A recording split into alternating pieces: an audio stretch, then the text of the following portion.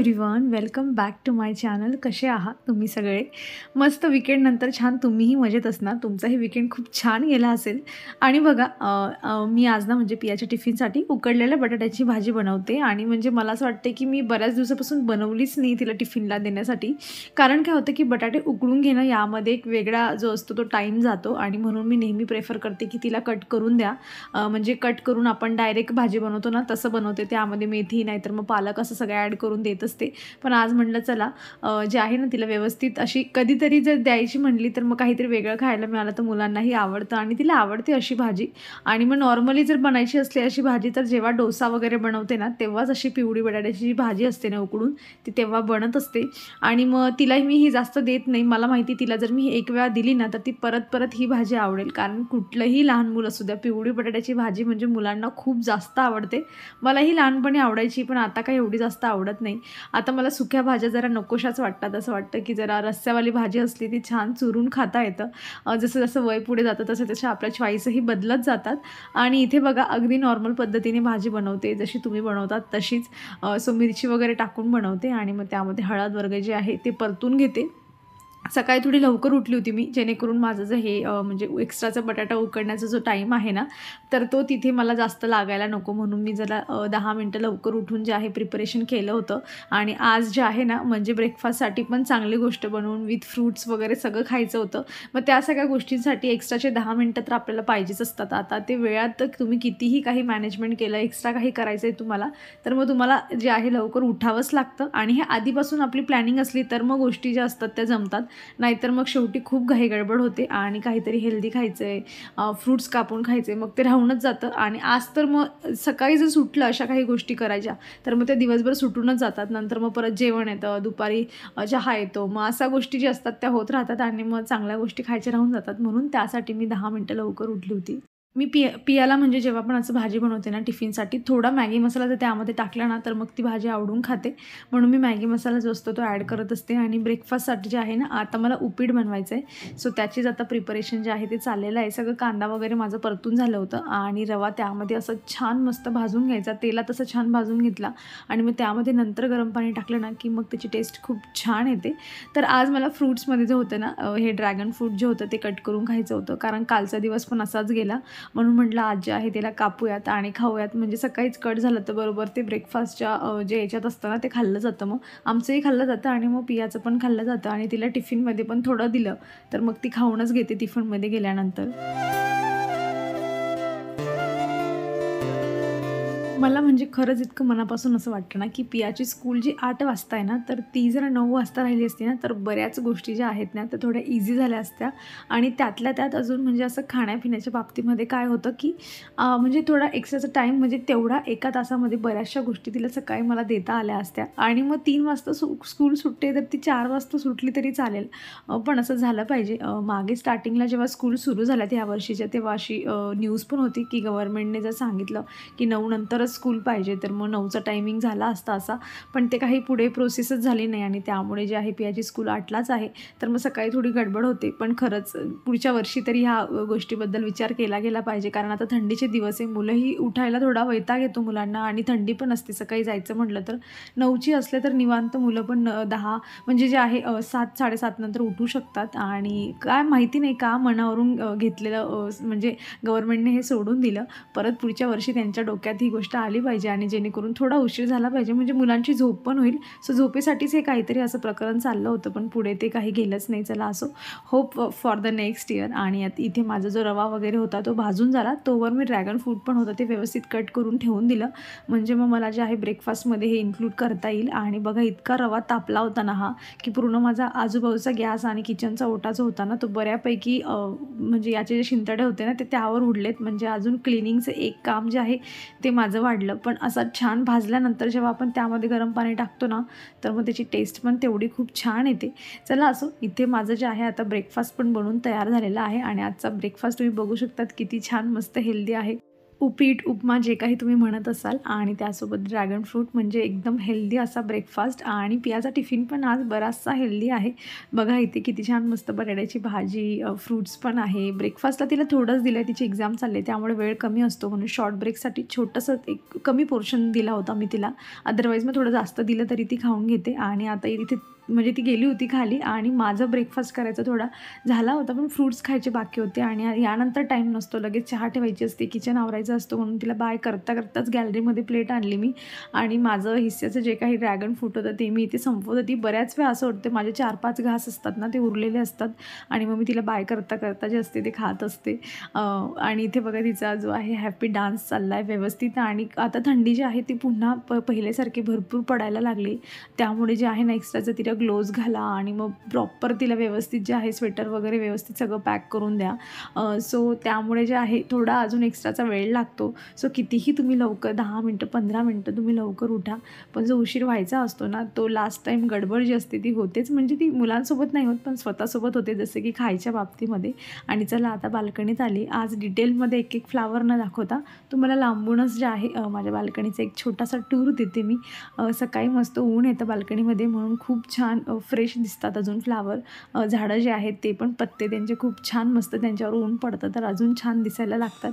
So म्हणजे 11 11:30 नंतर जे असतं हळूहळू बाल्कनीतून माझं ऊन चाललं जातं, म्हणजे सकाळचं प्रॉपर ऊन जे असतं ते झाडांना मिळतं आणि म्हणून त्यांची व्यवस्थित ग्रोथ जी आहे ती चाललेली आहे. सो हा छोटासा टूर.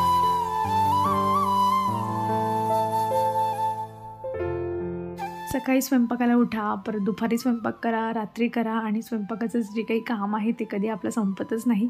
ॲक्च्युली सकाळी मी जरा जास्त बटाट्याची भाजी यासाठी बनवली कारण फ्रीजमध्ये ना 2 दिवसापूर्वी कारल्याची भाजी बनवली होती आणि ती पडून होती. सो मला असं वाटलं की ती कारल्याची भाजी पियाचे पप्पा खातील आणि एक्स्ट्रा थोडी बटाट्याची भाजी बनवली तर त्याच्यात माझंही काम होऊन जाईल. पिया स्कूलमधून आली की ती पण मग बटाट्याचीच भाजी खाईल. पण म्हणजे मम्मीशी बोलणं झालं माझं स्वयंपाकाच्या पूर्वी. म्हणजे माझं असं जरा कॅल्क्युलेशन होतं की मला फक्त चपाती करायचं जे आहे दुपारचं काम आहे. पण मम्मीशी बोलणं झाल्यानंतर मम्मी म्हटली की 2-3 दिवस एवढी जास्त दिवस तू फ्रीजमध्ये कारल्याची भाजी ठेवली आहे तर ती खाऊ नको, कारण त्यामध्ये अजून एक्स्ट्रा कडूपणा किंवा विषाचं प्रमाण जे असतं वॉटेवर तर ते वाढतं. म्हणजे मग पोट खराब करण्याची कामं आहेत. तर मग आता करायचं काय. सो भाजी पण एवढी नव्हती की आमचं दोघांचं काम होऊन जाईल बटाट्याच्या भाजीवर. तर मग थोडी मटकी होती, मोड आलेली मटकी मी फ्रीजमध्ये ठेवली होती. तर मग जुगाड करून त्यामध्येच जे आहे तशीच भाजी करण्याचा जे आहे तो प्लॅन मी इथे बनवला. आणि काल परवाच्या दिवशी मटकीचीच भाजी बनवली होती मी रात्री. सो त्यातूनच थोडी मटकी पडली होती मोड आलेली. म्हटलं चला आता काम वाढतं आहे, पण काहीतरी जसं मलाही मी तुम्हाला सांगितलं की जास्त सुकी भाजी जी असते ती मला एवढी जास्त आवडत नाही. सो माझंही थोडं मनासारखं होत होतं की मटकीची भाजी बनवली तर थोडी रस्स्यावाली बनवेल, म्हणजे मग व्यवस्थित प्रॉपर जेवण पण जे आहे ते माझं होईल इथे. सो तेच माझं म्हणजे जे प्रिपरेशन होतं ना ते दोघंही चाललं आहे. चपाती पण बनवण्याचं आहे, साईड बाय साईड चाललेलं आहे, म्हणजे वेळ वेस्टेज जो आहे तो इथं जायला नको. आणि बघा इथं मसाला थोडा मी भाजून घेतला होता, कांदा टमॅटो वगैरे त्याची पेस्ट बनवली. आणि इथे जे आहे मटकी थोडी कमी होती म्हणून त्यामध्ये मी थोडे वाटाणे पण जे आहेत ते इथे घातलेले आहेत जेणेकरून थोडं अजून एक्स्ट्राची भाजी बनावी. आणि आता याच्यामध्ये थिकनेस ॲड करण्यासाठी मी काय केलं, जी बटाट्याची भाजी सकाळी बनवली होती ना तर तीच थोडी यामध्ये घातली, म्हणजे याची जी ग्रेव्ही आहे ती छान जास्त बनेल आणि घट्ट पण बनेल भाजी आणि दोघांना पुरेल एवढी पण बनेल. सो असं आजचं जे होतं जेवण आमचं जे आहे दुपारचं झालेलं आहे. दुपारी कितीही मी प्लॅनिंग केली ना मला अशा गोष्टींसाठी वेळच मिळत नाही आहे. म्हणून मी आता ठरवलं आहे की जेव्हा जसा वेळ मिळाला ना तेव्हा करायला बसायचं आणि ज्या गोष्टी पेंडिंग राहत आहेत ना तर त्या कंप्लीट करायच्या. तर काय झालं बघा, जेव्हा फर्निचरचं काम चालू होतं ना तर तेव्हा माझे हे 2 DIY बनवलेले होते आणि म्हणजे मी काढूनच जाणार होती त्यांना खाली, पण पियाला घ्यायला जायला उशीर होत होता म्हणून मी तशीच गेली आणि त्या लोकांनी बरोबर तेव्हाच तिथे जे आहे किचनचं काम सुरुवात केली आणि ही दोघंही DIY त्यांनी मी बनवलेले खाली पाडले. म्हणजे इतकं केअरलेस कोणी कसं काय असू शकतं आणि त्यांच्या चेहऱ्यावर एकही असं काहीच वाटत नव्हतं की अरे यांचं काहीतरी तोडलं आहे आपण. सो काहीच त्यांच्या मनाला असं म्हणजे वाईट वाटतं ना की आपण तोडलं म्हणून, असं काही त्यांच्या चेहऱ्यावर मला दिसत नव्हतं. पण मी जसंच्या तसं सगळं सांभाळून ठेवलेलं होतं. दोघंही मध्ये थोडं जे आहे डॅमेज झालेलं आहे तर तेच आता मला रिपेअर करून घ्यायचं आहे. तर मी हे जे आता तुम्ही सनफ्लावर मी तुम्हाला दाखवलं ना तर ते मी वॉलपुट्टीने बनवलेलं होतं. तर मी आता परत वॉलपुट्टी घेतली, त्यामध्ये थोडं पाणी मिक्स केलं आणि असा आपण पिठाचा गोळा बनवतो ना तसं बनवून घ्यायचं आणि ज्या काही त्याच्या पेटल्स आता तुटल्या होत्या ना, त्या मी त्या म्हणजे रिपेअर करण्याचं काम जे आहे ते इथे करते. खरं बघितलं तर काम एवढं जास्त नाही आहे, पण म्हणजे दिसायला छोटं दिसतंय, पण वेळ त्याला थोडा लागतो. कारण मग त्याचं पीठ आहे ते बनवा आणि मग परत भांडी भरतात, हात भरतात आणि छोट्या-छोट्या गोष्टी चिटकवण्यासाठी वगैरे, वगैरे. पण एक रिव्हिजन जी आहे ती तुमच्यासोबत शेअर करण्यासाठी जे मी हा व्हिडिओ शेअर केला आहे, ह्या दोघांचा डिटेल व्हिडिओ मी ह्या व्हिडिओच्या शेवटी लावते. म्हणजे तुम्हाला जे आहे डिटेलमध्ये कसं बनायचं हे सगळं बनतं तर ते तुम्हाला बघता येईल. सो इथे आता जे चिटकण्यासाठी मी इथे जरा ग्लू लावला आहे, जेणेकरून कारण मी आता हे वरून लावते, सो एकमेकांमध्ये मर्ज तर होणार नाही ते, कारण खालचं जे आहे ते पूर्ण घट्ट झालं आहे आणि वरून आता मी पातळवाला हे लावते. तर ते चिटकण्यासाठीच मी फक्त तिथे फेविकॉल लावून घेते, जेणेकरून ते निघणार नाही भविष्यामध्ये. आणि आता खाली पडलं तर तुटतंच, कारण की वॉलपुट्टी एवढी पण स्ट्रॉंग नसते. तुम्ही जर व्हाईट सिमेंट वगैरे यूज केलं तर मग हे तुटत नाही इझिली, पण वॉलपुट्टी वरून खाली पडलं तर मग तुटतंच. तरीही एवढं वरून पडल्यानंतर त्याचे 3च पेटल्स ज्या होत्या त्या 3-4 पेटल्स फक्त तुटल्या होत्या. सो स्ट्रॉंग तर आहे आणि व्यवस्थित आपण जसंच तसं हँग करून ठेवलं तर ह्या गोष्टी ज्या असतात बनवलेल्या वर्षानुवर्ष टिकतात. सो बघा तुम्ही वॉलपुट्टीपासून अगदी म्हणजे तुम्हाला मला असं वाटतं की 1/2 किलो वॉलपुट्टी तुम्ही आणली तर 70-80 रुपयाची मिळेल, पण कितीतरी गोष्टी तुम्ही त्यामधून बनवून घेऊ शकतात. तर मी जरा उठण्याचा कंटाळा केला इथे, कारण मला पेटल्सचा शेप जो होता तो द्यायचा होता. माझ्याकडे एक आईस्क्रीम स्टिक्स होती, तर तीच इथे पडलेली होती. म्हटलं तिच्यानेच कट करू, पण काही गोष्टी तिच्याने सोप्या होतच नव्हत्या आणि मला चाकू उठून आणायचा खूप कंटाळा येत होता, पण शेवटी मला उठावंच लागलं. आणि तुम्ही आता म्हणजे जेव्हा आपण असं बनवतो ना, त्याचा शेप तुम्ही कसाही असू द्या, ॲट दी एंड सुकल्यानंतर तुम्ही जो सँड पेपर असतो बघा, त्याच्याने तुम्ही घसून काढून घेऊ शकतात आणि सगळा सरफेस जो आहे तो इव्हन करून घेऊ शकतात. आणि मग नंतर तुम्हाला हवा तसा शेप तुम्ही घसल्यानंतर त्याला जो आहे देऊ शकतात आणि स्मूथ पण होऊन जातं. मग तुम्ही जे सँड पेपर घसून काढलं तर तुम्हाला डिटेल व्हिडिओ तुम्ही बघितला तर मी हे कसं काय बनवलं आहे तुम्हाला जे आहे समजून जाईल. आणि इथे मी जे आहे परत वरून थोडं जे आहे फेविकॉल लावून जे आहे चिटकवण्याचा प्रयत्न करते. सो मला फक्त आता म्हणजे अपेक्षा एवढीच आहे की हे सगळं बनल्यानंतर जे आहे एकजीव सगळं झालं पाहिजे आणि जसं आधी होतं तसं दिसलं पाहिजे. कलरिंग वगैरे तर सुकल्यानंतर होईल, आता 1 दिवस लागतो सुकायला, उद्या सकाळी सुकेल आणि मग जसा वेळ मिळेल तसं मी कलरिंग करेल तेव्हाही तुमच्यासोबत व्हिडिओमध्ये शेअर करेल. तर बघा हे जे लिप्पन आर्ट होतं ना, तर याच्या पण काही अशा जे होतं ना ते तुटले होते. सो मी हे बनवताना लिप्पन आर्ट जे म्हणजे शाडू माती असते ना त्याचं मी हे बनवलेले होते. असं फक्त गोल गोल करून त्याचाही डो बनवायचा असतो आणि करायचं असतं. ते तर मी गणपती बाप्पा विसर्जन केले होते, त्यांचीच माती पडली होती, त्या मातीपासून मी बनवलेलं होतं. पण आता मी हे वॉलपुट्टीचा डो थोडा उरलाच होता, म्हटलं मग याच्यानेच जे आहे ते कंप्लीट करून घेऊया. हवा त्याचा परफेक्ट शेप याला म्हणजे वॉलपुट्टीला असं जे म्हणजे आपण गोल करून घेतो ना ते जमत नाही, तसं शाडू मातीला छान जमतं. नाहीतर मग ते मोल्डेड क्ले मिळतात बघा, थोडे कॉस्टली असतात पण मग ते खूप हार्ड असतात आणि त्याचा शेप पण खूप छान जमतो. तर मग तुम्ही ते पण यूज करू शकतात. पण मला इथे एवढं जास्त गरज नव्हती, फक्त 1-2 ठिकाणी जे आहे डॅमेज झालेलं होतं, तेवढं फक्त मला व्यवस्थित जे आहे ते तेवढं करून घ्यायचं होतं.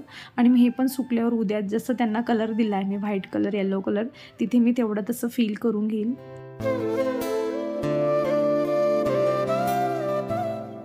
सगळं छोटंसं काम होतं, पण करता करता मला 1 तास लागला आणि यानंतर लगेच मला रात्रीचा स्वयंपाक पण बनवायचा आहे.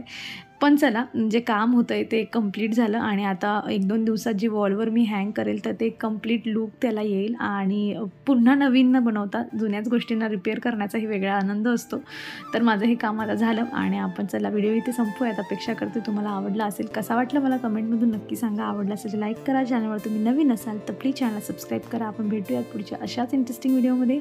तोवर तुम्ही स्वतःची काळजी घ्या. So take care friends and bye.